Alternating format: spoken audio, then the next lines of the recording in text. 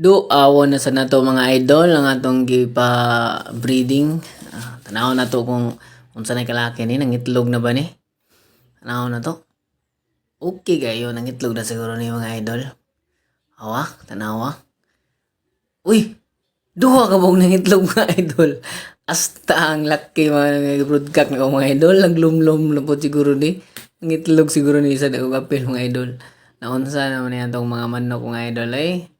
Tungkol sa kainit, nagpakuan kita para sa off-season lang ni mga idol ha kay wala man siya nangarol.